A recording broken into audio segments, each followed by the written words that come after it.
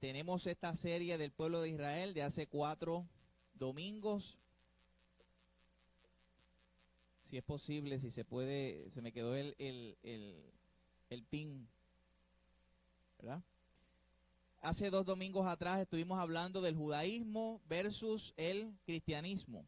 Y estuvimos hablando de muchas de las cosas o creencias que tienen los judíos, el judaísmo, que es prácticamente herético. ¿Ok? El judaísmo es herético. Y podríamos hasta utilizar la palabra satánico. ¿Por qué? Porque habla muy mal acerca de Jesús. Y eso lo estuvimos hablando aquí todos, ¿verdad? Ellos piensan que Jesús era un adúltero, que Jesús está ahora mismo en el infierno y todas estas cosas que hablamos hace 2 semanas atrás.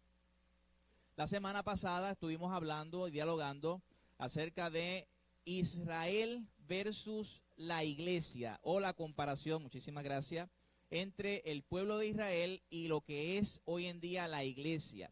Y hemos concluido, conforme a la palabra, que existe una novia, que existe una esposa, que existe un pueblo de Dios, y ese pueblo es la iglesia. No porque tú hayas nacido en Israel o tengas linaje de Israel, automáticamente tienes el sello de ser un hijo de Dios. Dice la palabra en Juan 1, verso 11 y verso 12, que a los suyos vino, o sea, Jesucristo vino a los suyos, que son el pueblo de Israel, mas los suyos no les recibieron, les rechazaron. Pero dice el verso 12, mas a todos los que les recibieron, a los que creen en su nombre, les dio la potestad de ser hechos hijos de Dios. Y todos los que hemos recibido al Señor, así seamos una mezcla más mezclada que puede existir entre africanos, españoles y todo lo que hay por ahí, taínos y caribes y todo eso, no importa. A todos los que le reciben, les dio la potestad de ser hechos hijos de Dios. Esas son grandes noticias. En esta mañana vamos a estar hablando acerca de la ley versus la gracia. Específicamente acerca de la ley de Moisés versus lo que es la gracia de Dios. Y pueden quedarse sentados, yo voy a hacer una oración para dar comienzo y oramos al Señor en reverencia y temor reverente. Padre, gracias por esta mañana, gracias por esta oportunidad, Señor, que nos da de respirar. Gracias por nuestro Puerto Rico, oh Dios. Esta semana fue una semana de ataques, Señor, en Madrid. Pedimos por nuestros hermanos que están allá, en Barcelona específicamente, que los bendigas y los guardes. Pero te damos gracias, Señor, porque hasta este momento, Dios, tú nos has librado de eso aquí en Puerto Rico, Señor. Hace unos días atrás, Señor, pasamos un pequeño susto de temblor, pero hasta aquí, Dios mío, nos has traído, nos has guardado de terremotos, tsunamis, Señor. Y yo te doy gracias, Señor. Y te pido, Padre, que bendigas esta prédica, que abra los ojos de nuestro entendimiento, que nos ayudes a entender tu palabra, Espíritu Santo, que nos contristes, que nos consueles, que nos ayudes. Gracias, en el nombre de Jesús. Amén. Amén. Aleluya. Este libro que tú tienes en tus manos y que yo tengo en mis manos es sin lugar a dudas el mejor libro escrito en toda la humanidad. Es el libro que más se ha traducido, es un libro que tardó sobre 1000 años en escribirse, más de 40 autores en escribir la palabra de Dios. Es un libro en el cual tiene muchas profecías. Usted ha escuchado a Nostradamus.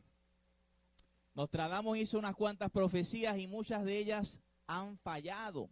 Pero la palabra de Dios, todas las profecías que tiene, todas han sido cumplidas. En el Antiguo Testamento vemos más de 300 profecías acerca del Mesías, que nacería en Belén, que sería de una virgen, que moriría en una cruz, que sufriría. La Biblia no se equivoca, la Biblia es joya, es palabra de Dios. Anoche estaba leyendo unos versos en la palabra que están supermarcados en mi Biblia de hace 20 años.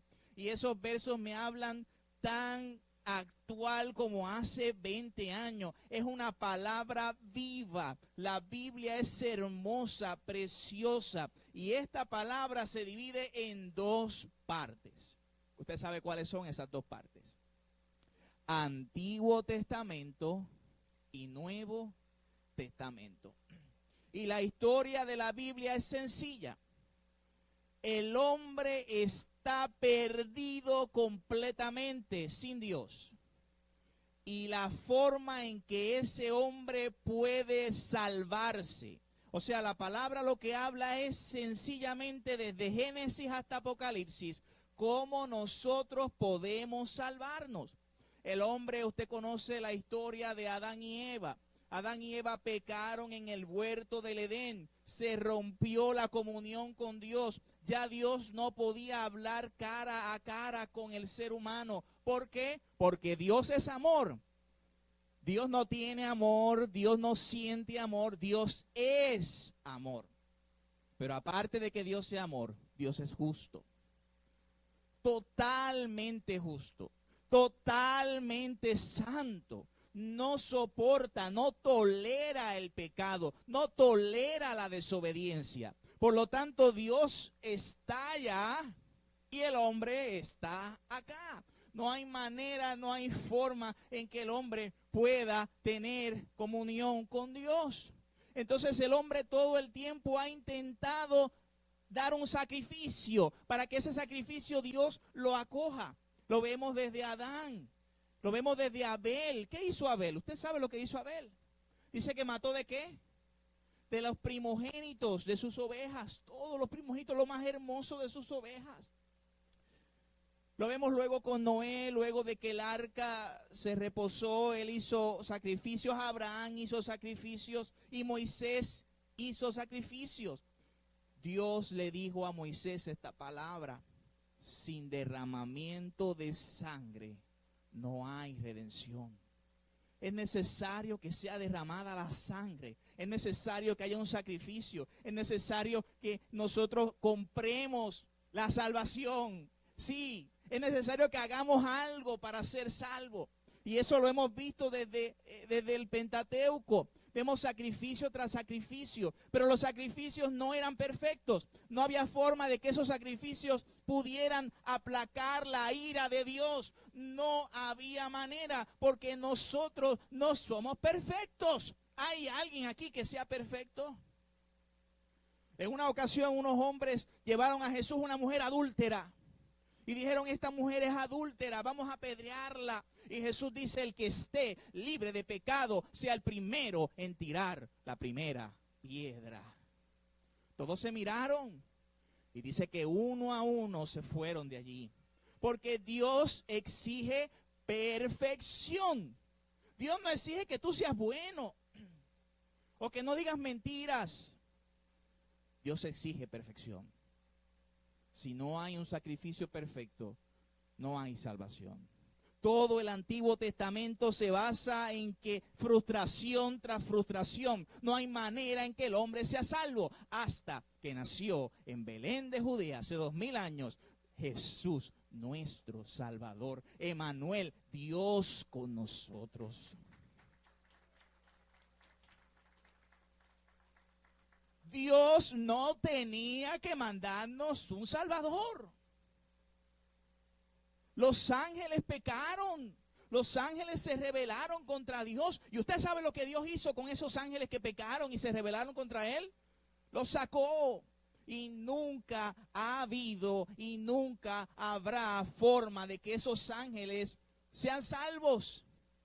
¿Por qué Dios lo hizo con nosotros? ¿Por qué tuvo que enviar a su Hijo a morir por nosotros? No hay explicación, nada más decir que es por gracia. Es la gracia de Dios, es un don inmerecido, es un regalo que tú no mereces, es un regalo que yo no merezco. Por eso cada célula de mi ser está agradecida por el sacrificio que Cristo hizo en la cruz, porque no lo merezco. Y cada vez que me examino a mí mismo, no tengo que mirarlos a ustedes. Cada vez que me examino a mí mismo, digo, ¿por qué moriste en la cruz por mí? Fue un sacrificio perfecto, fue un sacrificio agradable al Padre, pero fue un sacrificio voluntario. Dice, yo doy mi vida voluntariamente. Dice Jesús, nadie me la quita. Yo la ofrezco voluntariamente.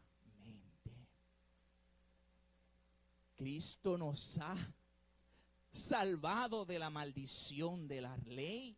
Cristo nos ha hecho libres de tener que hacer sacrificios otra vez. Cristo nos ha hecho libres de tener que seguir esas leyes ceremoniales. Cristo nos ha hecho libres. Cristo nos ha hecho libres de la esclavitud de la ley. Estamos bajo la gracia. Busquemos por un momento Juan 1:17. Evangelio según San Juan, capítulo 1, verso 17.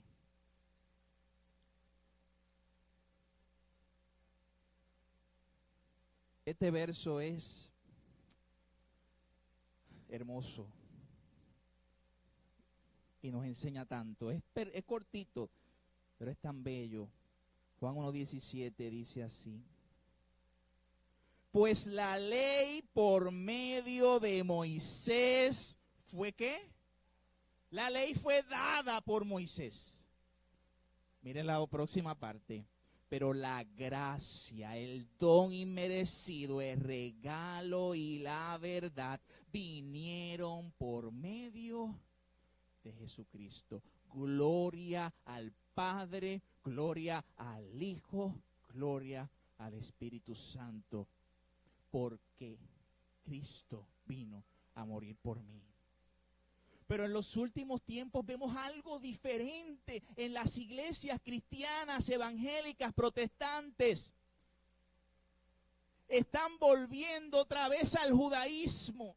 Están volviendo otra vez a la ley, como si el sacrificio de Cristo no fuera suficiente. Sí, Cristo murió por mí, pero tengo que guardar el sábado, porque eso es ley de la Torá. Sí, Cristo murió por mí, pero yo tengo que seguir haciendo las cosas que hacía, haciendo las fiestas judías que hacía. El hebreo es el idioma de Dios, por lo tanto no puedo decirle Jesús a Jesús en mi idioma español. Tengo que decirle Yeshua, que es el idioma hebreo. Tenemos que seguir guardando la ley. ¿Por qué tenemos que seguir guardando la ley si Cristo nos ha hecho libres? ¿Por qué no guardar la ley? ¿Por qué no seguir la ley de Moisés? Porque la ley no puede justificar a nadie. Tú tienes una deuda con Dios. Un infierno eterno no la pagaría. Por eso el que no tiene a Cristo en su corazón está condenado eternamente. Y eternamente no puede pagar el precio por el pecado que le ha fallado a un Dios totalmente santo. En el Antiguo Testamento no había forma de que un ser humano pudiera ser justificado ante Dios. ¿Qué es ser justificado ante Dios? Declarado justo. Ya no tienes condenación. Se supone que cuando alguien sale de la cárcel, ya cumplió su sentencia, ya no tiene deuda con el Estado o con la sociedad. Y cuando Cristo nos declara justos, ya no tenemos deudas con Dios. Oh Señor, pero acuérdate de los pecados que yo cometí antes. No me acordaré de los pecados pasados tuyos, te dice el Señor. Dice, yo los eché fuera, a lo hondo, a lo profundo. Ya yo no recordaré eso. Cuando Dios limpia, dice, si el Hijo os libertare, seréis verdaderamente libres.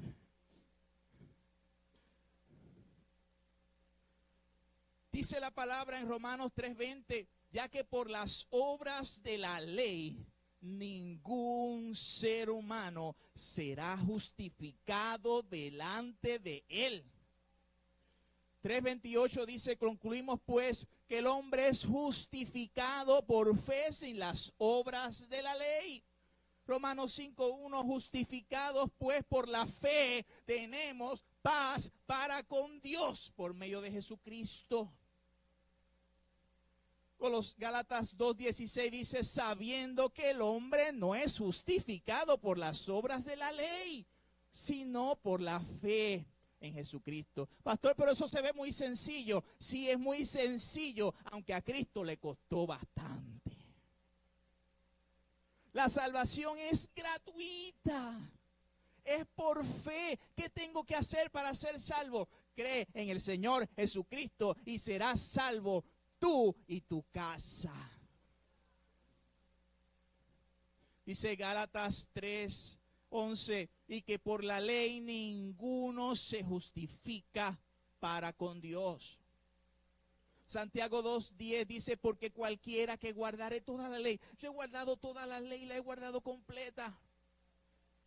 Pero ofendí en un punto, te haces culpable de toda la ley. Ese era el dilema de Martín Lutero, el reformador del año 1500. Martín Lutero se fue a un monasterio y él se autoafligía aflicciones a su cuerpo, dejaba de comer, hacía muchos ayunos y decía, aún con todas las cosas que hago, me siento que sigo siendo un pecador. Fue cuando recibió la revelación, que esta es la palabra, no es revelación nueva, que no es por obras para que nadie se gloríe. No tengo que hacer nada para ser salvo, solamente seguir a Cristo Jesús, Señor nuestro. Dice Romanos 3:23, por cuanto todos pecaron, hermano, todos hemos pecado. Todos hemos pecado, por cuanto todos pecaron, están destituidos de la gloria de Dios. Yo no soy mejor que tú delante de Dios. Cuando Dios nos ve a los dos, nos ve totalmente perdidos. A menos que la sangre de Jesucristo nos limpie de todo pecado. Y cuando nos ve, ves la sangre de su Hijo derramada sobre nosotros. Y somos declarados justos. No tenemos que seguir la ley porque la ley nos lleva a Cristo. Dice Romanos 10:4. Porque el fin de la ley es Cristo. El fin aquí significa dos cosas. Porque el propósito de la ley, el propósito de que tú tengas esa ley que te condena, es decir, no tengo escapatoria si no es a través de Jesucristo. Y segundo significado del fin es eso mismo, fin. Cuando Cristo vino se acabó la ley. ¿Por qué? Porque Él la cumplió. Y si Él la cumplió, ¿por qué tengo que yo cumplirla? Si yo estoy bajo el que la cumplió. Dice Gálatas 3:23, especialmente el verso 24, de manera que la ley ha sido nuestro ayo para llevarnos a Cristo, a fin de que fuésemos justificados por la fe. Pero venida la fe, ya no estamos bajo ayo, hermano. Cristo cumplió la ley, por lo tanto no tenemos que cumplirla si estamos en Cristo. Jesús dice, no he venido a quitar la ley. Dice, no he venido a abrogar la ley ni a los profetas. No he venido a abrogarla, sino a cumplirla. Y si la cumple, ¿por qué tengo yo que cumplir la ley? ¿Por qué tengo yo que cumplir la ley? No tengo que cumplir la ley porque estoy bajo un nuevo pacto. Dice Marcos 14:24, y les dijo, esto es mi sangre del nuevo pacto. Es un nuevo pacto. Si hay un nuevo pacto, el antiguo pacto se invalida.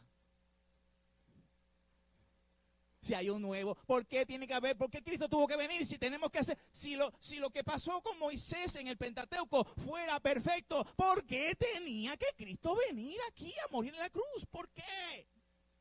No era perfecto, pero apuntaba al perfecto. Esa ley apunta a Cristo. Nos deja sin opciones para que todos tengamos que doblar rodilla ante el Rey de Reyes y Señor de Señores, Cristo Jesús, Señor nuestro.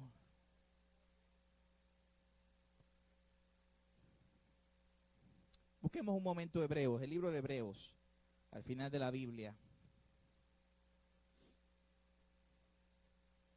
Hebreos capítulo 8, verso 8.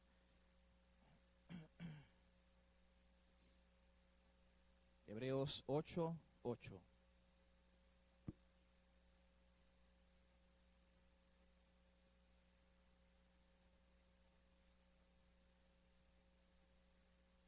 Dice, porque reprendiéndolos dice, he aquí vienen días, dice el Señor, en que estableceré con la casa de Israel y la casa de Judá, ¿un qué?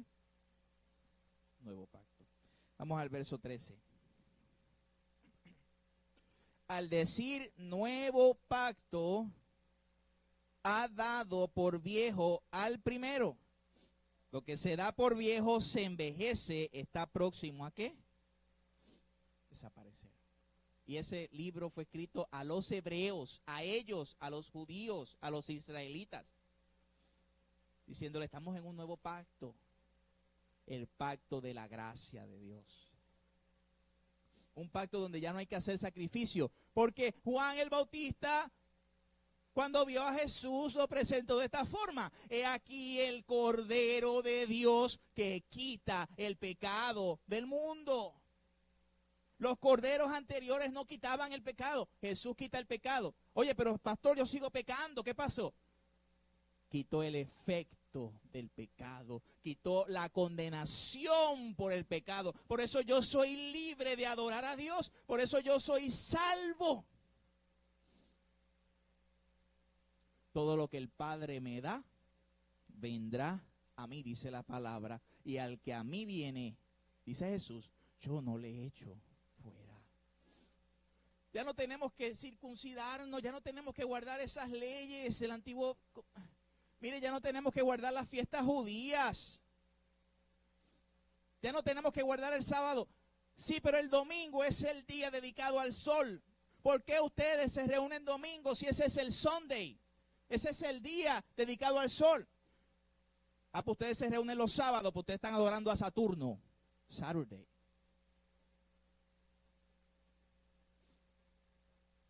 Cristo es mi descanso. Aleluya, hermano. ¿Puedes decir eso? Dice Jesucristo, venid a mí todos los que estáis cansados y cargados, que yo os haré descansar. Yo lo adoro lunes, martes, miércoles, jueves, viernes, sábado. La iglesia primitiva se reunía los domingos. Primera de Corintios 16, verso 1. Dice que Pablo le exhortó a los corintios que cuando se reunieran en la iglesia recaudaran un dinero para Israel, porque hubo una crisis en Israel. Léalo usted. Pero si tú quieres reunirte sábado, no hay problema. Pero no me digas a mí que porque yo me reúno domingo, estoy en pecado. Cristo es nuestro descanso. Jesús es mi descanso. Ahora yo estoy en paz con Dios. Hizo un solo pueblo, hermano, un solo pueblo. Dice Gálatas en el capítulo 3 y el capítulo 4. Dice que a Moisés se le dijo, en tu simiente serán benditas todas las naciones de la tierra. No dice la simiente como si fuera Israel y la iglesia y todas las. No. Dice en tu simiente, porque es en Cristo Jesús. Dice todos los que son hijos de fe son hijos de Abraham. Tú eres hijo de Abraham. Yo soy hijo de Abraham porque soy hijo de fe. Hizo un pueblo para él, una esposa, un trigo, un cordero. No cordero, ¿verdad? Cordero y cabra, ¿verdad? Cabritos. Solamente hay uno, un pueblo. Gracias a su nuevo pacto. Ah, que Dios tiene unas promesas terrenales para Israel. Eso lo vamos a ver la semana que viene. Hay unas promesas que van a cumplirse. Pero hay un pueblo, un pueblo. Cristo no viene a buscar a la iglesia y a Israel. Cristo viene a buscar a una iglesia sin mancha ni arruga. El caso de Gálatas es tan interesante. Gálatas es sumamente interesante. Galacia eran varias ciudades, era un territorio de Asia Menor. Ellos habían empezado bien con Cristo, pero de repente fueron unos judíos a decir, ustedes tienen que circuncidarse, ustedes tienen que guardar la ley, ustedes tienen que hacer las cosas que se hacían en el viejo pacto. Y mire las palabras que le dice Pablo a Gálatas. Pablo estaba molesto con los Gálatas. Dice en el capítulo 1, verso 6, estoy, ¿qué? Maravillado de que tan pronto os hayáis alejado del que os llamó por la gracia de Cristo para seguir un ¿qué? Sí, porque si tú mezclas a Cristo con las obras, es un evangelio diferente. Nosotros no somos salvos por obras, somos salvos por fe en Cristo. Ah, claro, que si estamos en Cristo somos nueva criatura y eso nos hace obrar, por supuesto que sí, pero es Cristo y después vienen las obras. No es las obras para ganar a Cristo.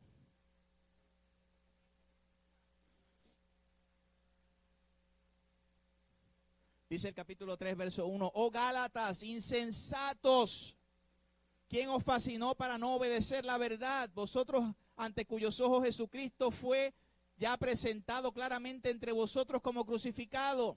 Mira el verso 3, ¿tan necios sois?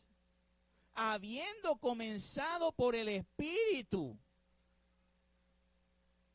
ahora vas a acabar por la carne. Habiendo comenzado por Cristo, ahora vas a acabar por la ley. Acompáñame al capítulo 2, verso 11. Porque había un apóstol por ahí que yo sé que ustedes conocen, que es el apóstol Pedro. ¿Se acuerdan de Pedro? Pedro zigzagueó mucho en su ministerio. Si eres hijo de Dios, manda que yo vaya sobre las aguas, fue a las aguas, de repente ¿qué?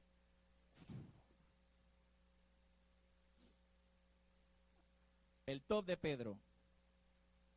Yo iré contigo hasta el final. Si tengo que morir, yo muero por ti. Antes que cante el gallo, me negarás 3 veces. Luego Pedro subió de nuevo. Pedro, ¿me amas? Tú sabes que te amo. Luego en los lienzos, Hechos capítulo 10. Yo no voy a comer esa comida porque eso es sacrificado a los ídolos. Y Dios le dice, te amarás tú inmundo lo que yo he limpiado. Luego Pedro dio un bajón otra vez. Porque con los judíos era judío. Con los gentiles era gentil. Era hipócrita. Entonces él vivía como gentil. Él no vivía con las leyes judías. Pero le decía a los gálatas que tenían que hacer las leyes judías. ¿Qué usted cree de eso? Él vivía lo más feliz. Y esclavizando a los gálatas. El capítulo 2, verso 11. Dice, pero cuando Pedro vino a Antioquía, le resistí, ¿qué? Porque era de condenar. Pues antes que viniesen algunos de parte de Jacobo, ¿comía con quién? Pero después que vinieron los judíos, se retraía y se apartaba porque tenía miedo de ellos. Tenía miedo de los judíos, de los de la circuncisión, de los que tenían la ley. Y en su simulación participaban también los otros judíos, de tal manera que aún Bernabé fue arrastrado por la hipocresía de ellos. Pero cuando vi que no andaban rectamente conforme a la verdad del evangelio, dije a Pedro delante de todos, si tú, siendo judío, vives en la gracia, vives como los gentiles y no en la ley como los judíos, ¿por qué obligas a los gentiles a judaizar? ¿Por qué si hemos recibido a Cristo volvemos de nuevo a la ley? Mira el capítulo 4, verso 9, aquí mismo en Gálatas. Capítulo 4, verso 9.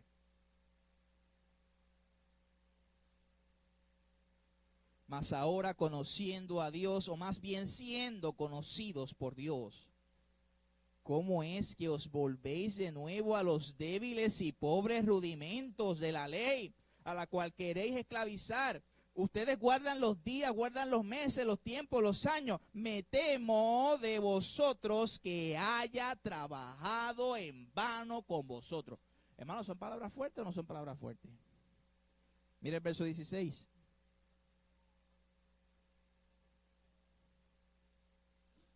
Me he hecho pues vuestro enemigo por decirlos la verdad. Capítulo 5, verso 1. Estad pues firmes en la libertad con que Cristo nos hizo libres. Hermano, estar firme en esa libertad. Y no estéis otra vez sujetos al yugo de la esclavitud. He aquí yo, Pablo, os digo que si os circuncidáis, ¿de nada qué? O sea, o estás en la ley o estás en Cristo. Verso 3, y otra vez testifico a todo hombre que se circuncida, que está obligado a guardar toda la ley. O guardas toda la ley o estás bajo Cristo. Y como no puedes guardar toda la ley, estás condenado sin Cristo. Verso 4, de Cristo os desligasteis, lo que por la ley os justificáis. Mira esta frase que fuerte, de la gracia que habéis caído. Y el verso 18, mira lo que dice. Mira lo que dice el verso 18. Pero si sois guiados por el Espíritu, no estáis bajo la ley. ¿Por qué no tenemos que seguir la ley? Porque la salvación es por gracia, es un regalo de Dios. Dice, pues la ley por Moisés fue dada, pero la gracia y la verdad vinieron por medio de Jesucristo. Efesios 2:8 dice, porque por gracia sois salvos por medio de la fe. Esto no de vosotros, pues es don de Dios, no por obras para que nadie se gloríe. No tenemos que guardar la ley, pero hay no sé cómo se dice esa palabra, culturizarnos a ser judíos. Y Yeshua, somos puertorriqueños judíos, sefarditas, o somos judíos de verdad. ¿Hablamos hebreo o hablamos español? ¿Es Jesús o es Yeshua? ¿Es el shofar o es la guitarra? No está mal tocar shofar, de hecho yo quiero comprar un shofar y ponerlo ahí. Pero no podemos decir, como oye, a veces somos como Anita Cassandra. Si lo tocas de esta forma, se sanan los enfermos. Como si fuera magia tocar un shofar. Y el piano no se puede tocar y no se sanan los enfermos también. No es el piano, ni el shofar, ni la batería, es el Espíritu Santo de Dios.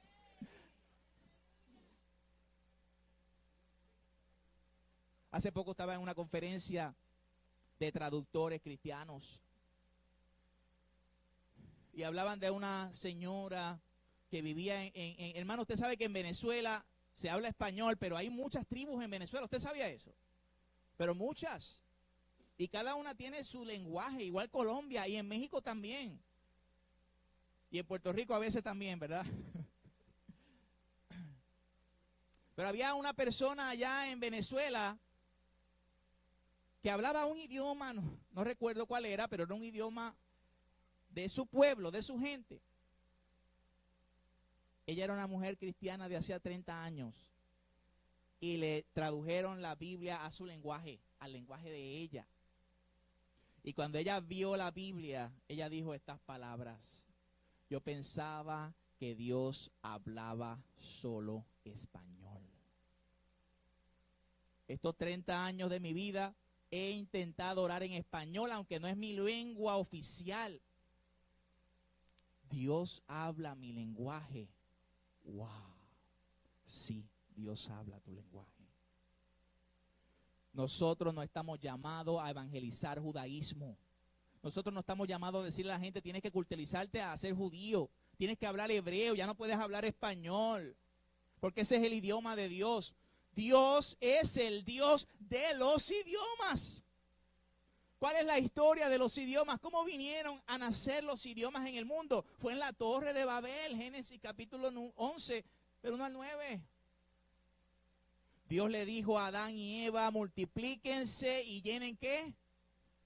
La tierra. Pero la gente decía, no, vamos a estar unidos en un terruñito y vamos a construir una torre que llegue al cielo y así llegamos a Dios. Todos hablamos el mismo idioma, todos estamos juntos, estamos desobedeciendo la orden de Dios, que Dios dice, multiplíquense, llenen la tierra. En el Antiguo Testamento es multiplicarse físicamente, llenar la tierra. en el Nuevo Testamento es multiplicarse espiritualmente, llenar a la gente del Evangelio de Cristo. Y en Génesis capítulo 9 vemos que dice que la Trinidad descendió. Dice, descendamos y confundamos el lenguaje. ¿Quién es el creador de los idiomas? Dios es el creador de los idiomas. En el hecho de Pentecostés, en Hechos capítulo 2, usted sabe que el lenguaje que hablaban estas personas no eran lenguajes angélicos ni extraños para la gente, eran lenguajes de los diferentes lugares de allí. Cuando el Espíritu Santo cayó sobre los 120 del Pentecostés, hablaban lenguajes humanos. Imagínense que venga alguien de Grecia aquí a la iglesia y esté sentado ahí, entienda un poco español, y de repente yo empiezo a hablar griego, perfectamente griego. ¿Qué diría esa persona? Este sabe griego, y el de al lado dice, nunca ha ido a Grecia, nunca ha estudiado Grecia. Eso es el Espíritu Santo que le está dando a hablar griego. Eso fue lo que pasó en aquel momento. Estaban reunidos los judíos de diferentes lugares, de Asia, de Grecia, de Latín, de Roma. Estaban allí porque era la fiesta de Pentecostés. Y de repente empezaron a hablar todos en diferentes idiomas y los demás lo entendían y decían, están llenos de mosto. Dios es el Dios ¿de qué? De los idiomas. En Apocalipsis 7:9 dice, después de esto miré aquí una gran multitud, la cual nadie podía contar. ¿De toda qué?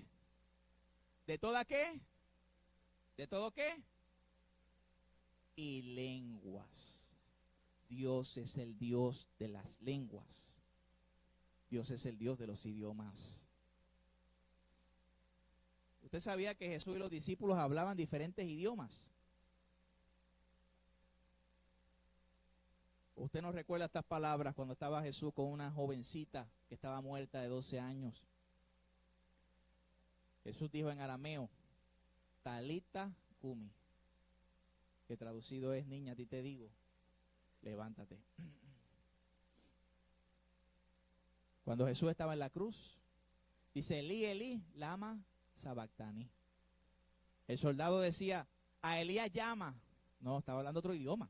Jesús estaba hablando otro idioma, arameo. Decía, Dios mío, el Salmo 22 es una profecía de eso. Salmo 22, verso 1. Dios mío, ¿por qué me has qué? Desamparado. Jesús hablaba varios idiomas. Mira, se hablaba arameo, se hablaba griego, latín, hebreo. Dios nunca nos ha mandado a evangelizar hebreo. Nunca nos ha mandado a evangelizar a la gente a que hable en hebreo. Es el inglés. Y yo estoy... Imagínese hebreo. El letrero que estaba en la cruz arriba de Cristo, sabe que tenía tres idiomas. Decía, este es el rey de los judíos, decía, pero lo decía en 3 idiomas. Lo decía en griego, lo decía en latín, lo decía en hebreo. Se hablaban varios idiomas en aquel momento. La mujer sirofenicia, que era una mujer griega, que fue donde Jesús, ¿usted cree que le habló en hebreo a Jesús? Jesús hablaba varios idiomas.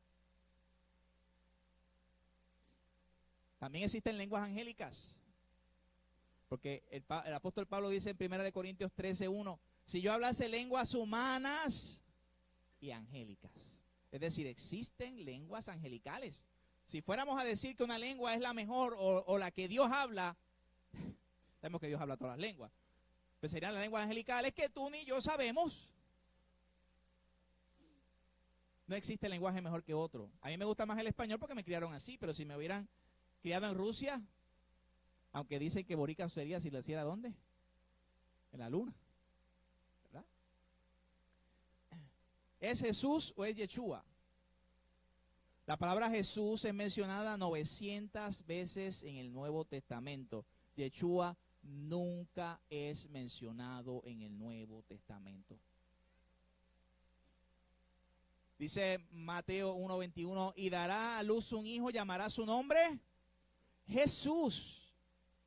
Dice Hechos 4:12, y ningún otro hay salvación porque no hay otro nombre bajo el cielo dado a los hombres en que podamos ser salvos. Filipenses 2:9 dice, por lo cual Dios también lo exaltó hasta lo sumo, le dio un nombre que es sobre todo nombre, para que en el nombre de Jesús, en español, en inglés, en ruso, en hebreo, en griego,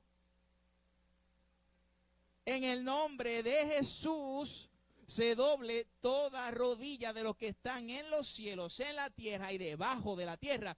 Toda lengua, todo idioma confiese que Jesús es el Señor. Para gloria de Dios Padre. El idioma del Nuevo Testamento es griego. El Nuevo Testamento no fue escrito en hebreo. Quiere decir que Pedro, el apóstol hebreo judío, escribió sus 2 epístolas en griego.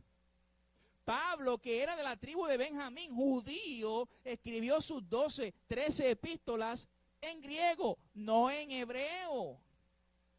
Santiago, el hermano de Jesús, escribió su epístola en griego, no en hebreo. Mateo, el publicano, escribió su evangelio. Todo el Nuevo Testamento fue escrito en griego, no en hebreo. Hay sobre 5.900 manuscritos del Nuevo Testamento en griego. 0 manuscritos del Nuevo Testamento en hebreo. ¿Por qué esa idolatría al idioma hebreo? No tengo nada en contra, hermano, por favor.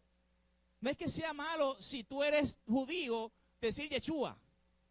O si tu idioma de nacimiento es hebreo, tú le llames Yeshua. Perfecto, pero no me digas a mí que porque yo le digo Jesús en español estoy mal.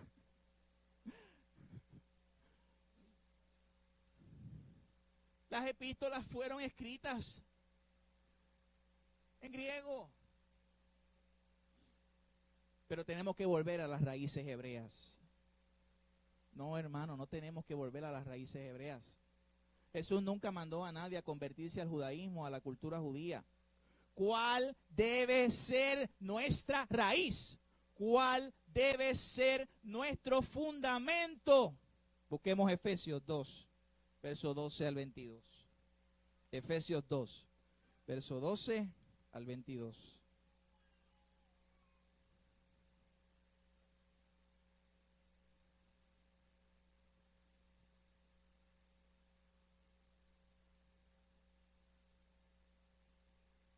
Hablando de la nación israelita con los judíos, con los gentiles, con nosotros, y nos dice que nosotros, que es un solo pueblo, y después dice que ese pueblo tiene que estar fundado en las raíces hebreas. No dice las raíces hebreas. Veamos en qué tiene que estar fundado este pueblo. Efesios capítulo 2, verso del 12 en adelante, dice: en aquel tiempo, y aquí le está hablando, acuérdense, a los efesios, a nosotros, a los gentiles, a los que no son de Israel. Dice, en aquel tiempo estabais sin Cristo. Nosotros estábamos sin Cristo en el Antiguo Testamento. ¿Alejados de qué? Ajenos a los pastos de promesa, sin esperanza y sin Dios en el mundo. Pero ahora, en Cristo Jesús, ustedes los gentiles puertorriqueños que están aquí reunidos, vosotros que en otro tiempo estabais lejos, habéis sido hechos cercanos por la sangre de ¿quién? Porque Él, Jesucristo, es nuestra paz, que de Israel y de los gentiles, que de los ambos pueblos hizo ¿qué? Uno, derribando la pared intermediaria de separación, aboliendo en su carne las enemistades, la ley de mandamientos expresados en ordenanzas, para crear en sí mismo de los dos, de Israel y de los gentiles, un solo y nuevo ¿qué? Hombre, haciendo la paz, y mediante la cruz reconciliar con Dios a ambos, a Israel y a los gentiles, en un solo cuerpo, matando en ella las enemistades. Y vino y anunció las buenas nuevas de paz a vosotros que estabais lejos, y los cuales ahora están cerca, porque por medio de él, los unos y los otros, porque tampoco es que vamos a estar en contra de Israel, ya no tienen break, no, ellos tienen tanta oportunidad como nosotros, si vienen a Cristo Jesús. Dice, verso 18, porque por medio de él los unos y los otros tenemos entrada por un mismo espíritu, ¿a quién? Así que ya no sois extranjeros ni advenedizos, sino conciudadanos de los santos y miembros de la familia de ¿quién? Aquí está el verso, ¿en quién tenemos que estar edificados nosotros? En las raíces hebreas, dice, edificados sobre el fundamento de ¿quiénes? Ahora quiero que veas algo aquí importante. Porque en el Nuevo Testamento dice la ley y los qué. La ley y qué. y los profetas. Eso se repite mucho en el Nuevo Testamento. Dice la ley, ¿y qué? Aquí sacó la ley. Sacó la ley. Dice, ya no es la ley. Profeta y apóstoles. ¿Y sobre quién están fundamentados los apóstoles?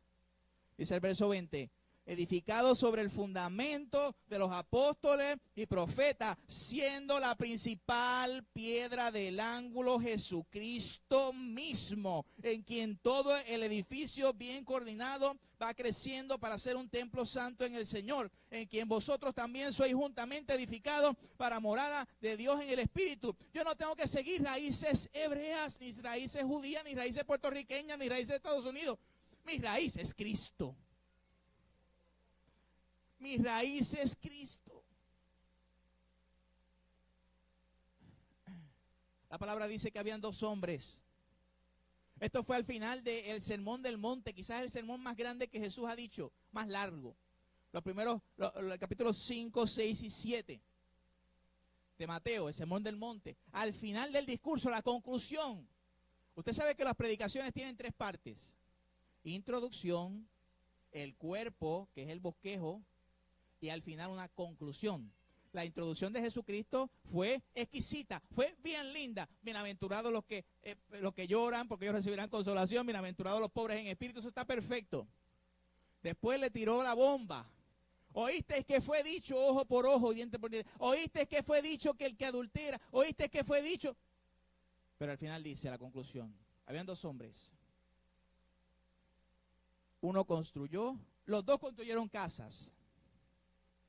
Pero uno la construyó sobre la arena, uno la construyó sobre la ley, uno la construyó sobre sí mismo, uno la construyó sobre otra cosa. Dice que vinieron ríos, soplaron vientos, tsunamis, terremotos, su casa cayó porque estaba en la arena. Otro construyó su casa sobre la roca. Soplaron vientos, vinieron ríos, su casa no cayó porque estaba construida sobre ¿quién? Que es Cristo. Cristo es la roca. Tu fundamento. Nosotros somos bautistas. Yo soy bautista, pero mi fundamento no puede ser bautista. No importa la denominación cristiana que seas. Tu fundamento tiene que ser Cristo. Cristo tiene que ser tu fundamento. Pedro. ¿Quién dicen los hombres que soy yo? Decía Jesús en Mateo 16. Los apóstoles empezaron a decir, unos dicen que eres Elías, otros dicen que eres Juan. Pero dice, tú eres el Cristo, el Hijo del Dios viviente. Jesús le dice, no te lo reveló hombre ni carne, sino mi Padre que está en los cielos. Y sobre esa afirmación que tú acabas de decir, sobre esa roca, yo edificaré mi iglesia. Sobre Cristo Jesús. Nosotros tenemos que ser edificados en Cristo. Mirar a Cristo. Cuando yo como pastor te falle, mira a Cristo. Cuando te sientas débil, mira a Cristo, porque Cristo también se sintió débil. Nuestro fundamento es Cristo Jesús, Señor nuestro. Un aplauso al Rey de Reyes y Señor de Señores.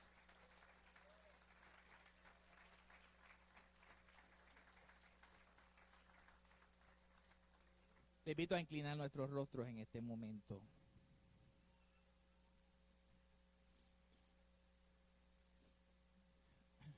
La condenación por el pecado es enorme.